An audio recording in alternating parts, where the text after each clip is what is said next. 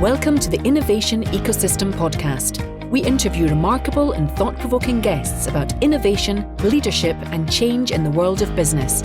Whether you're an executive or an entrepreneur, our objective is to help you and your organization create an entrepreneurial culture, become more innovative, and better able to respond to change.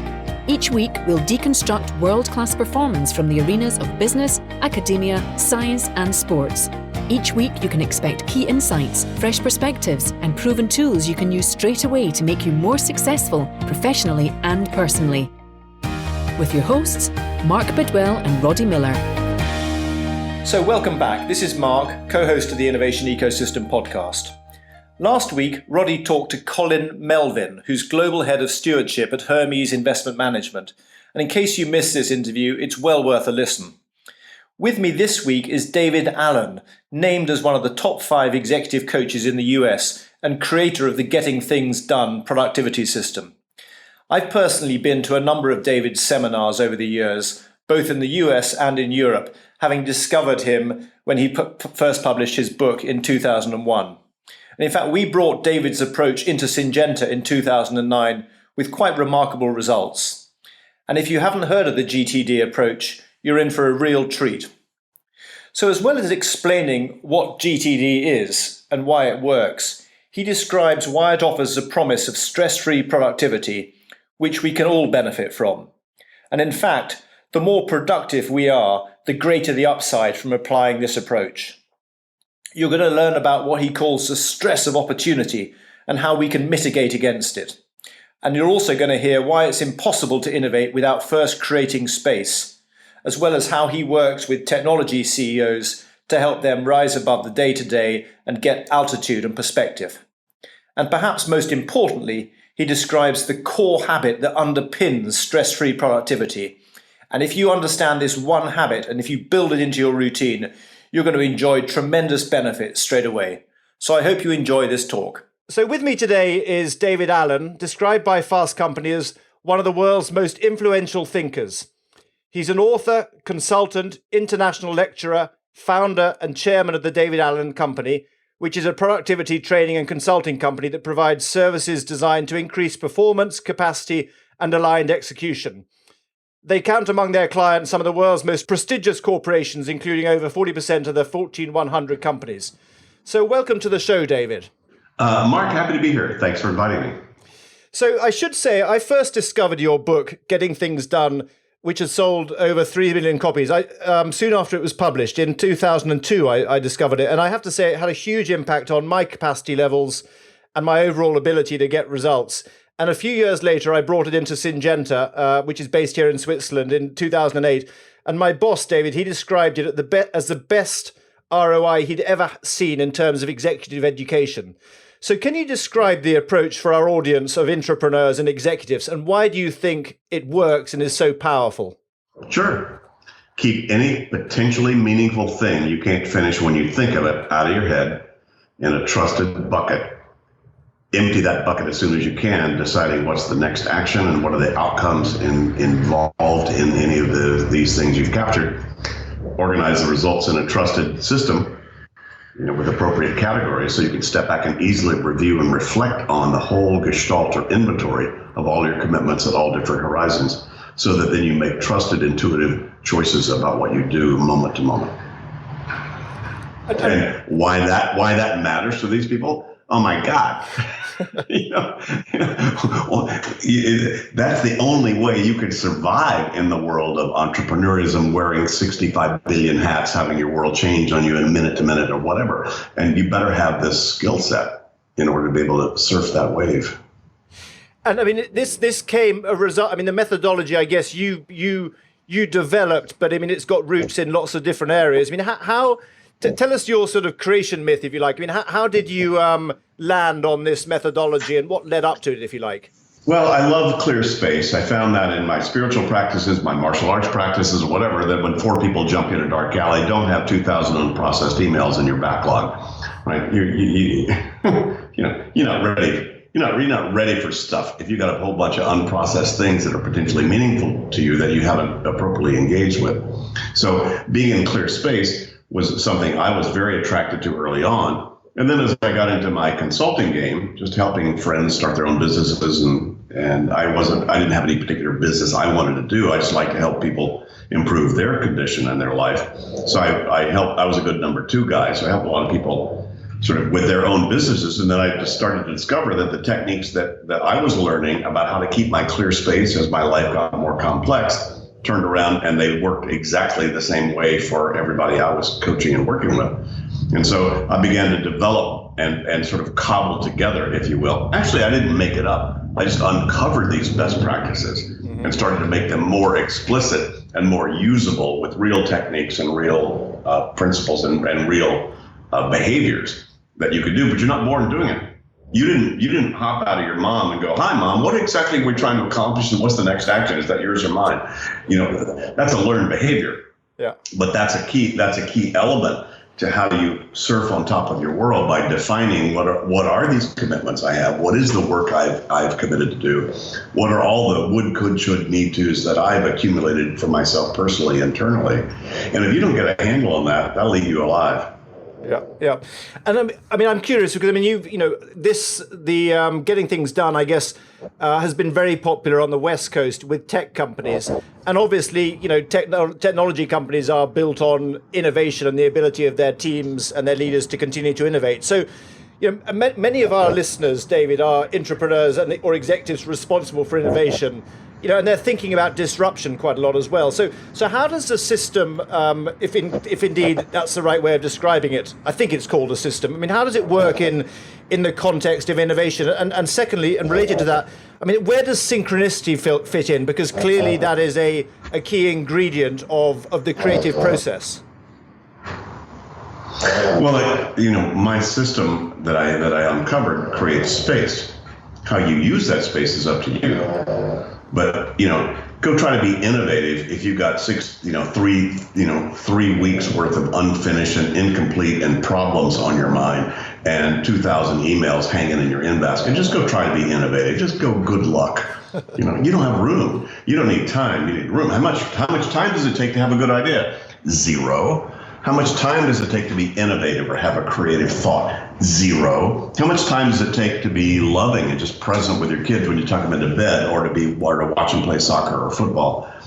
0. Those do not require time, and yet those are the most important things you're talking about. Mm-hmm. They don't require time. They require room. Room where? Well, mentally, psychically, spiritually, I don't know, whatever you want to call that. It's called the thing that when you have incomplete stuff that you're not appropriately engaged with, the room that's taking up inside your head and inside your psyche and your emotions, that's that's going to very much limit your ability to be creative, innovative, and all that other stuff. So if I gave anybody listening to this, what if you had 3 days of nothing pulling on your mind? Nothing, 0. You had nothing on your psyche pulling on you at all. How would you use it? Mm-hmm. What would you do? What would you think about?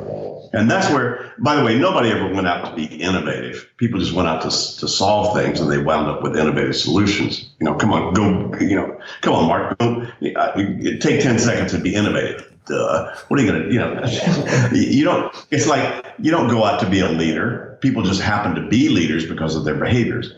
You don't go out to be innovative. You just are innovative because of how you function, how you focus your consciousness on trying to solve problems, or move, move the lever on important things. So you don't go out to try to do those things. What you need is the room to sort of follow your intuitive hunches and synchronicity. Absolutely. Sure.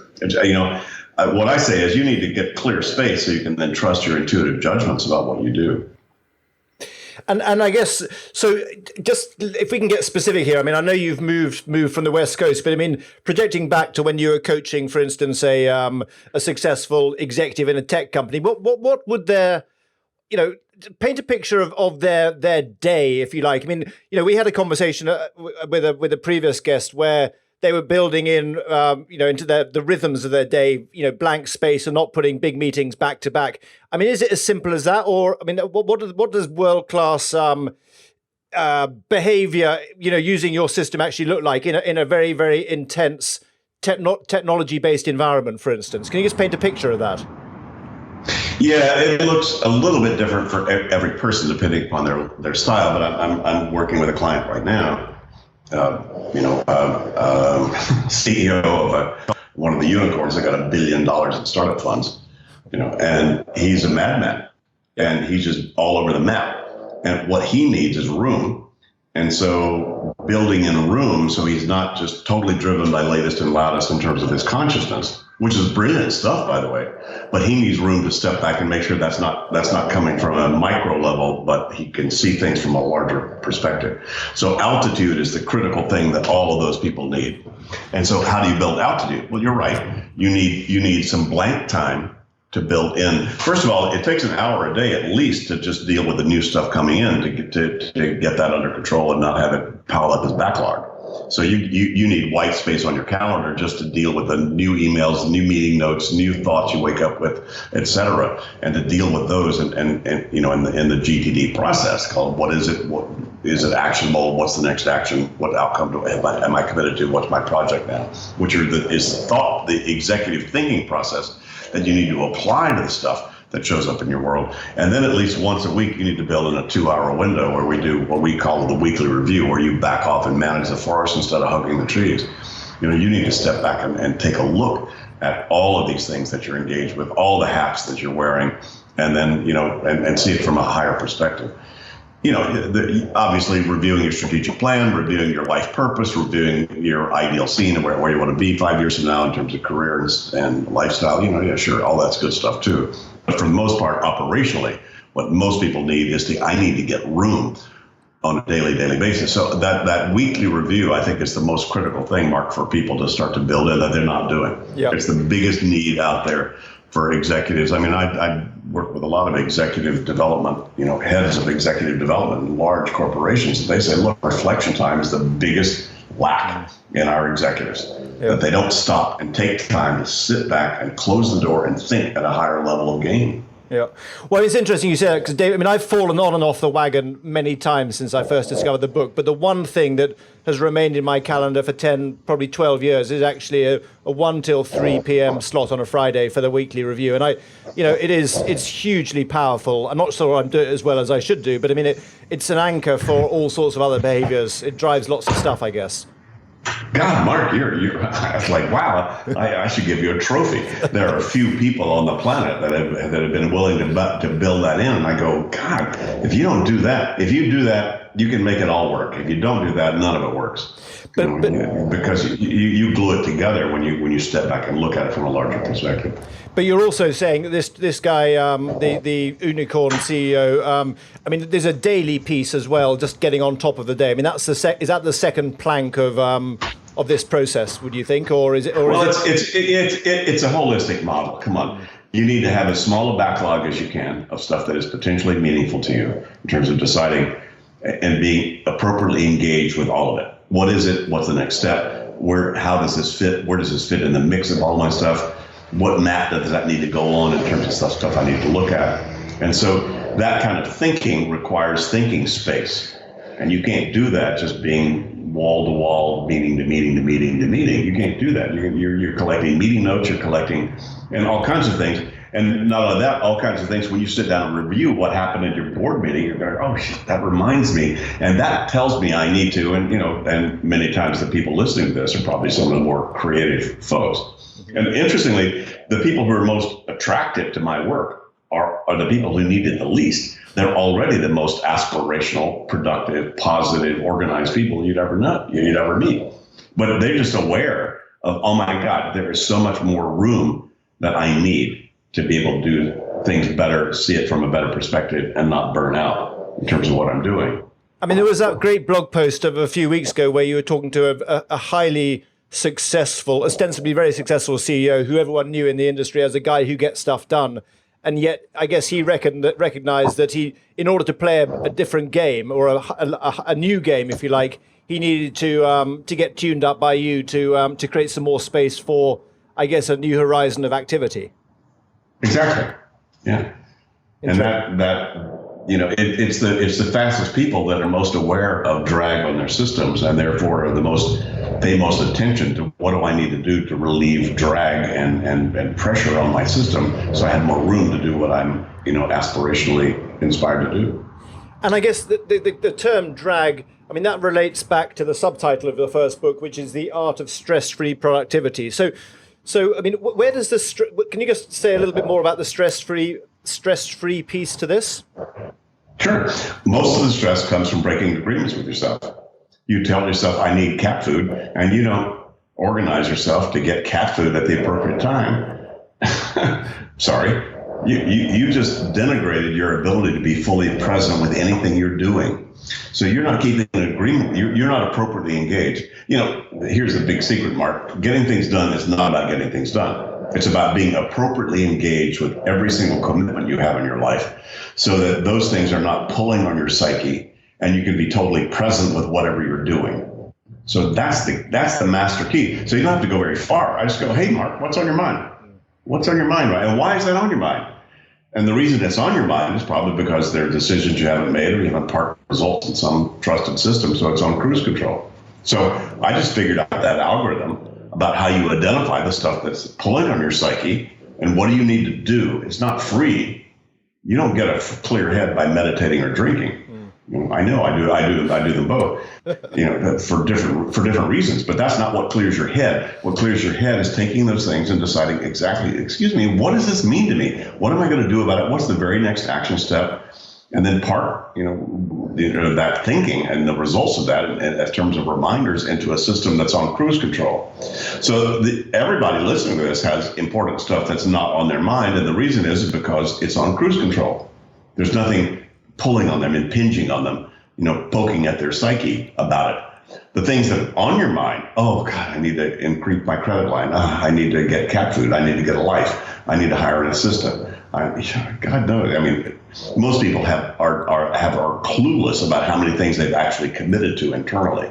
And so when you have any of those would, could, should, need tos, ought tos, and you embed those internally, you can fool me, but you can't fool yourself for a second. There's a part of you that knows you're not yet appropriately engaged with something you think you need to change or do something about or consider or decide. And so that's where all the pressure is coming from. And so I just figured out a way to both define, identify those things, and what do you need to do to take the pressure off? And those are the decisions and the thought process that GTD basically, lined up and identified. And the weekly review, just for listeners, I mean, the first step in that, I think, is to get all those things out of your mind onto a piece of paper, which is I think is that fair to characterize the first step of the weekly review? Yeah, it's pretty crude, but that'd be the first thing. Okay, and I've got my systems guides in front of me. And by the way, and by the next thing would be, look at your friggin' calendar for the last week and catch all the OSs. Oh, shoot, that reminds me, I need to. Oh, my God, I need to. And then look at the next 2 or 3 weeks on your calendar coming up and go, oh, God, oh, yeah, I better. Or that, come on. This ain't rocket science, unless you're building rockets, right?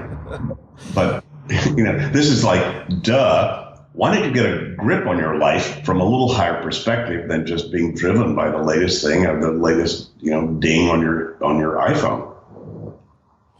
I mean, as you say that, I mean, it resonates so much today because, you refer to the iPhone and the fact that there are so many different sources of things vying for your attention versus when you started out on this journey. So, I mean, are you finding that that this resonates more and more with people, or is it just a timeless approach that's relevant irrespective of where you are in history and how connected you are to technology? Yes. Both. Yes, all the above. The technology and the methodology is timeless. How many people need it because of how many things, the stress of opportunity. It's really the stress of opportunity. Ken Blanchard, took my seminar one day and he said, oh my God, what you've handled is the stress of opportunity. I have so many possibilities of things that I could do. And that's where a lot of the stress is coming from. In a way, you relax if I throw you into crisis. If I suddenly, blow your tire on the freeway, you don't worry about your taxes or getting cat food or getting a life. You're focused on surviving, right? And so you actually move into your zone. You get highly productive. You have, in a sense, very clear. And if you actually handle that really well, you feel fabulous when you get home. Even though you're stressed, but it's kind of like working out stress. So interestingly, the fact is that that there are so many opportunities now of potentially meaningful input. Mm-hmm. Your mom is now WhatsApping you. Oh my God. You want to send your kids to what class? Well, how many of those kind of classes are going on in my city? Well, let me go surf the web and see. Oh my God, look at all that. I mean, the infinite rabbit trails and rabbit holes you can run down and in, that's what the web has done. It's sort of opened up all those possibilities for you to potentially distract yourself and also potentially to have a lot of fun. Yep. Kind of depends on where you are against that. I mean, don't shoot the medium. My God, I've lived my life on email since 1983. That's how I run my company. That's how I built my career. So, I can't shoot that medium. Oh my God. The fact that I'm sitting here talking to you, I'm in Amsterdam watching the sun kind of get a little lower on a burgeoning spring here, on a great, fabulous day here. And the reason I can do that is because we're connected with this technology, and then we can't do that. So, it's almost like if you know what you're doing, then it's a great time to be alive. If you don't, you're toast. Interesting. So, I mean, one of the things that struck me in a recent conversation you had with Robin Scott, the British entrepreneur, the social entrepreneur, this idea of the emotional content of or the emotional outcomes associated with projects. Because I just want to, there are a lot of millennials who are wanting to bring their dreams to work, if you like. They want to find far more purpose than just the steady paycheck. I'm curious. I mean, what resonated with you with that kind of concept that Robin put out there, and related to that, I guess, how is your thinking around the methodology evolving over time? Well, first of all, Robin is fabulous. I love Robin. She's incredible, and I interviewed her, and I loved her idea of and some of her creative ways of trying to organize her work and prioritize it, appropriately. So couldn't agree more that we'll back up and say, look, the principles are universal. Get stuff out of your head. Your head's a crappy office. Anything is only resident in your head, you'll screw it up. You'll give it more attention than it deserves, or not as much attention as it deserves. So, period. That will be true 100 years from now.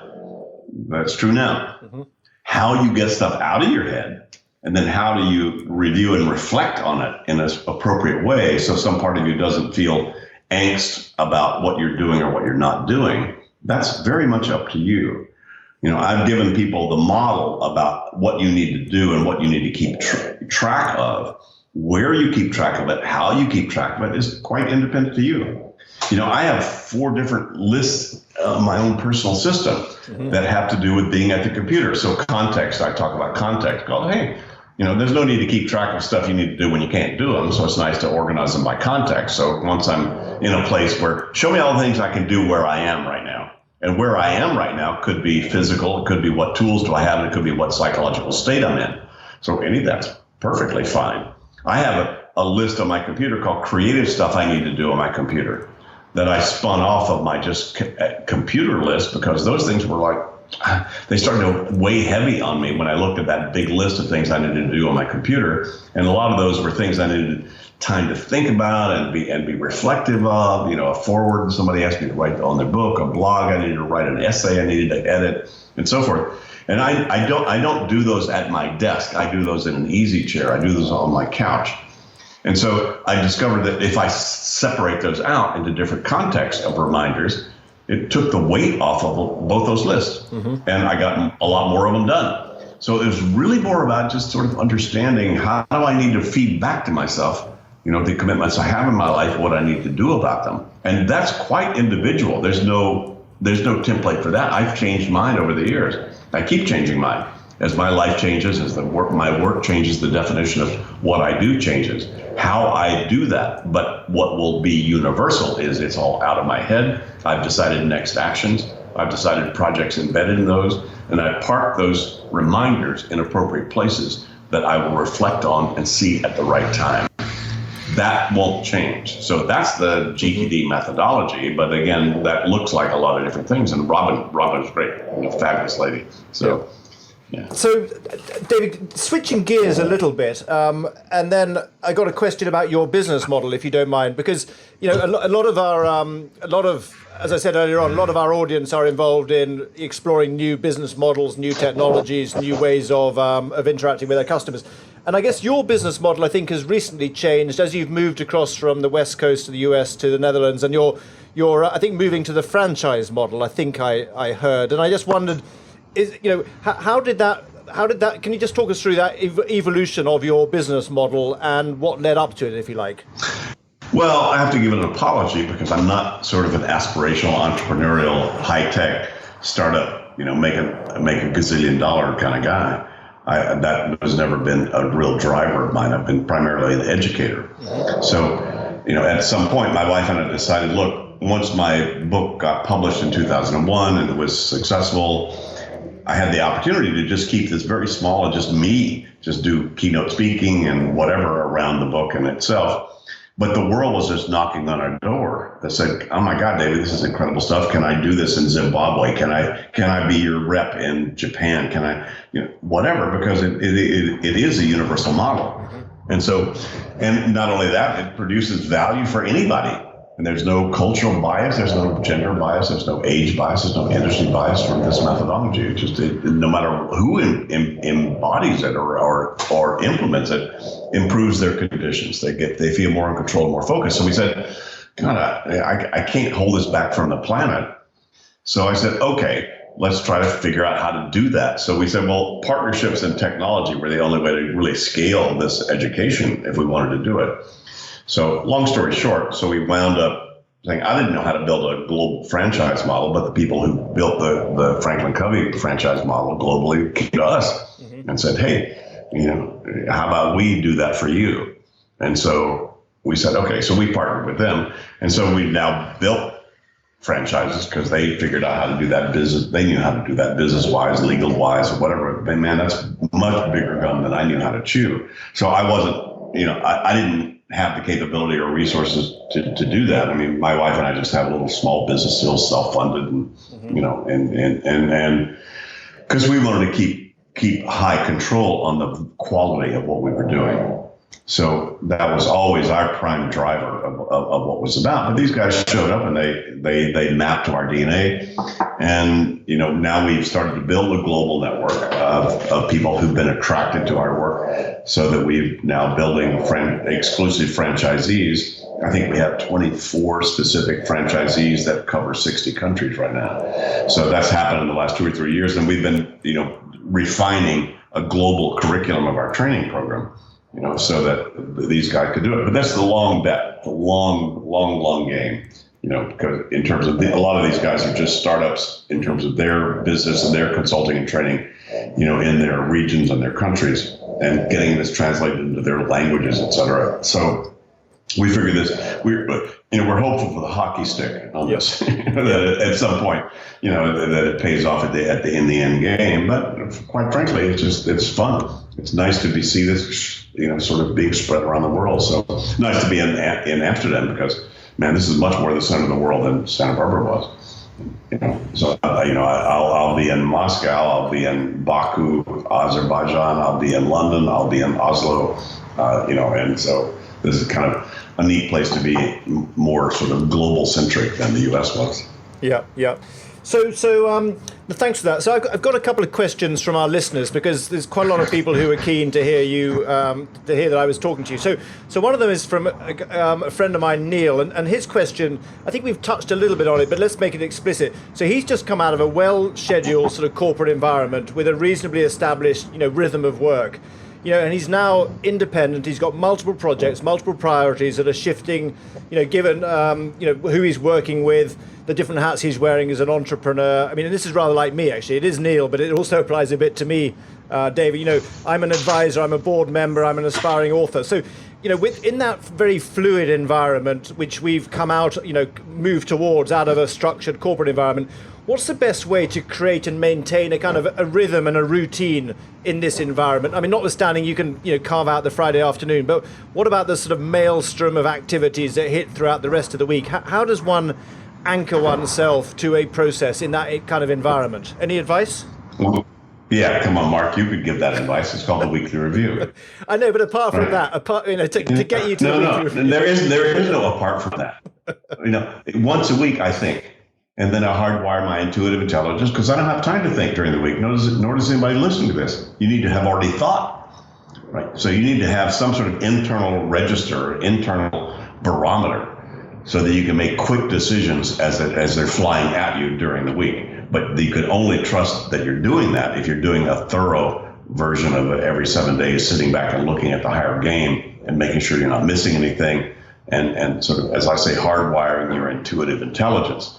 So that's the master key to this. I mean, quite frankly and practically, hey, what I do at the night before is look at my calendar and say, what's the hard landscape? What will die if I don't do it tomorrow? So knowing that I'm talking to you at this time was part of that. Yeah. And then I say, and then I got to go, okay, what are all the other stuff that I might need to do, this week or that day if I have any time at all? And, that's pretty clear to me. So I don't spend a lot of time on that, but it's just making sure you're looking at the right maps. Come on, I'm an ex-sailor. Anybody who's ever sailed a boat, you have maps down in your map room, and you better figure which map do you want to look at. You want a map of the world, so you're heading for Hawaii instead of Alaska, or do you need a map for the harbor that you're trying to get out so you don't hit a rock? So you need to figure out which map you need to look at when. And you need to make sure that the maps that you have are full of the right content.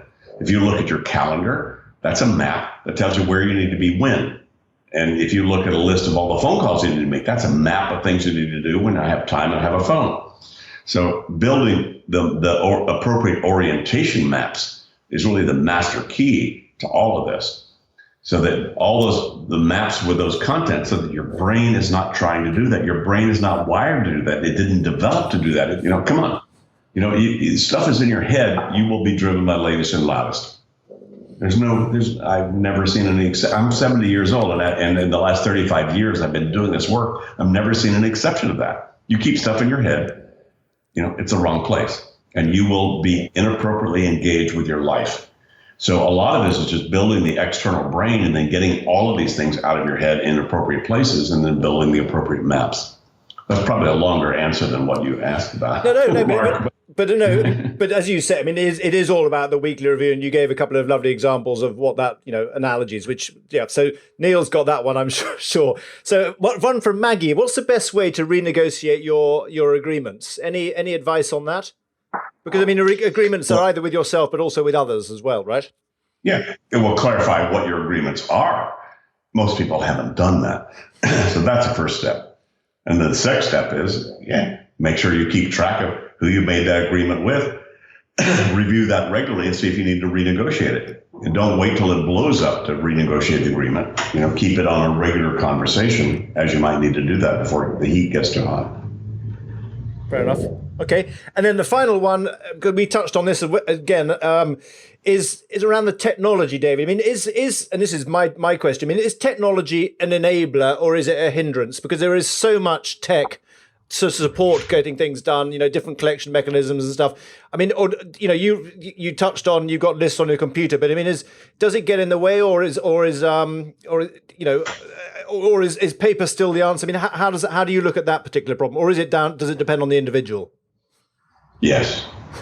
Okay. Everybody is very different about all that. And collection is very different than organizing. So I collect low tech. So pen and paper is my way to collect ideas, thoughts, things I need to then process. Then I throw those into my physical in tray. And then I decide next actions and what I need to do, if there's any project embedded. And once I make those decisions, those go into my digital world. So yeah, I just have a list manager. So any list manager can work. You can use Evernote, you can use Outlook, you can use Lotus Notes, you can use OmniFocus. I mean, there are 300 or 400 apps that have been built on the GTD model out there, and they're basically just list managers with different bells and whistles. And so any of those can work. If you know the methodology, any of it works. You can make any of it work. And if you don't know the methodology, you keep looking for the next new thing that's going to fix you. And I'm sorry, none of it will. If you don't know what to do with it.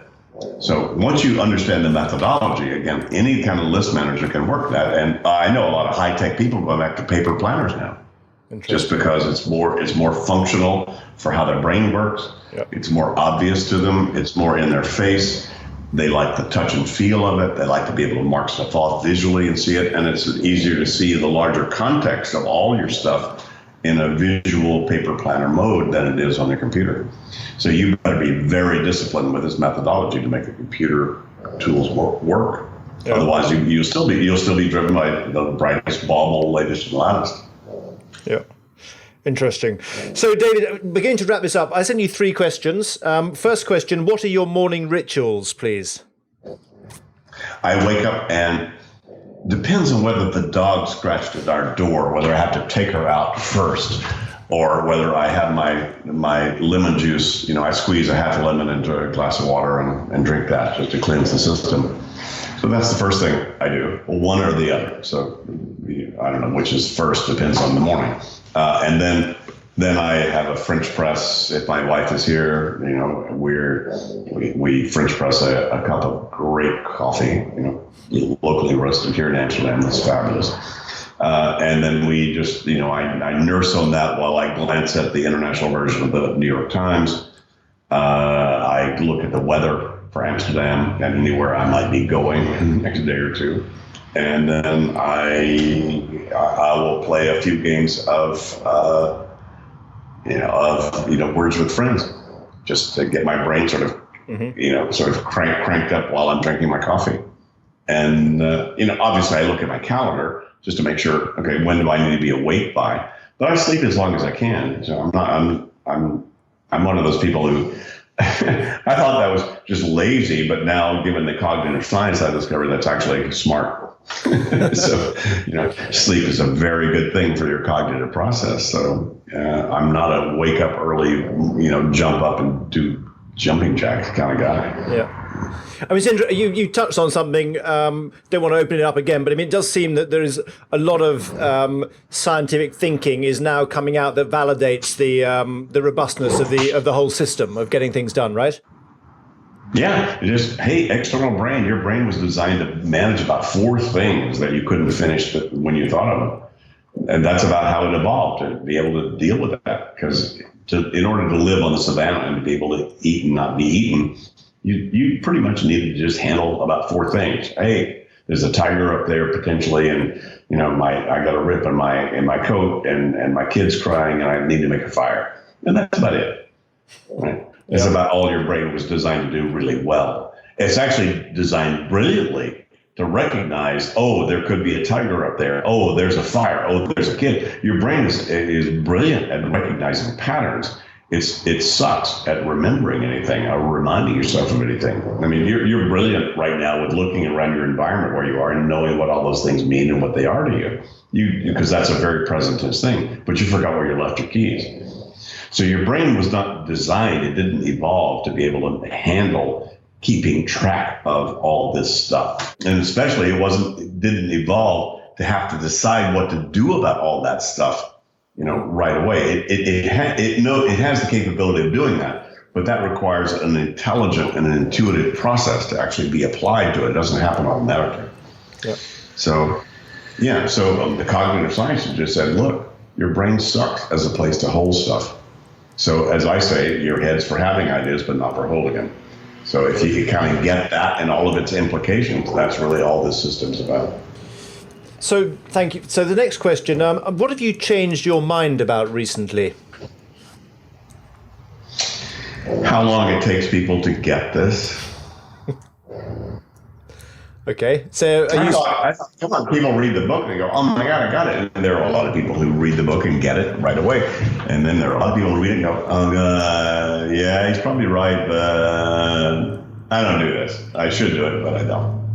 So understanding sort of the next issue for us, as a business and my mission in terms of how do I get this onto the planet so the planet really functions from a no problem, but only project focus, then, wow, that's a that's a big game. And I don't know how to do that. My expertise is not in both instructional design or motivational speaking or in training in terms of how to get people to change behaviors. There are people much better than I am at that. So I guess what I've changed my mind about is that just because I created the model about what the best practices are and how they all fit together doesn't mean that people are naturally and automatically going to get it. Mm. Yeah, I think you said that it's there's something in it for everyone, but it's not for everyone. And I think I heard you use that expression. So it doesn't always land with people, or it takes a number of iterations perhaps before it gets there. But have you, in your experience, are there some people who just don't get it, irrespective of how hard you work to help them, particularly in your coaching environment? Most people. Come on, there's 7 billion people on the planet. I've only sold 3 million books.